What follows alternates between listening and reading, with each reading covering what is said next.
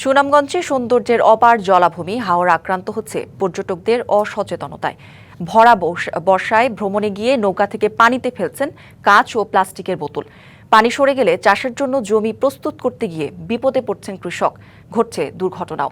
বিষয়টি নিয়ে সজাগ প্রশাসন।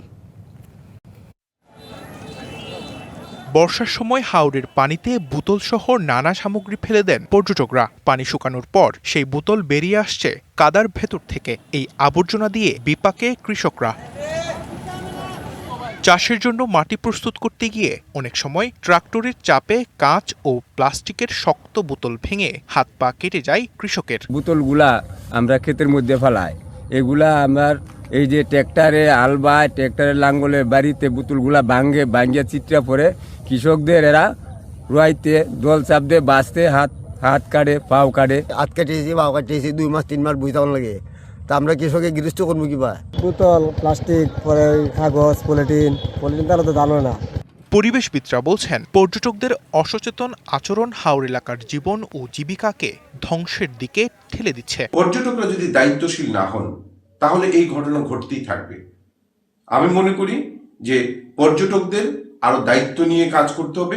নায়াসিনামাইড ও স্যালিসাইলিক সমৃদ্ধ লিলি ফেস ওয়াশ যা ফেসের ডেড স্কিন সেল দূর করে দেয় দ্বিগুণ ফাস্টার ব্রাইটেনিং। এবং তারা অবশ্যই আর এই ধরনের কাচের বোতল পানিতে ফেলবেন না বা হাওড়ে ফেলবেন না। এর পাশাপাশি এইখানে যারা মাঝিরা আছেন, গাইড আছেন, প্রশাসন আছে, তাদেরকেও দায়িত্ব নিয়ে এগুলো বন্ধ করতে হবে। দায়িত্বশীল পর্যটন যদি নিশ্চিত করা না যায় তাহলে এই টাঙ্গুয়ার পর্যটন এলাকার জন্য কোনোভাবেই কাজে আসবে না।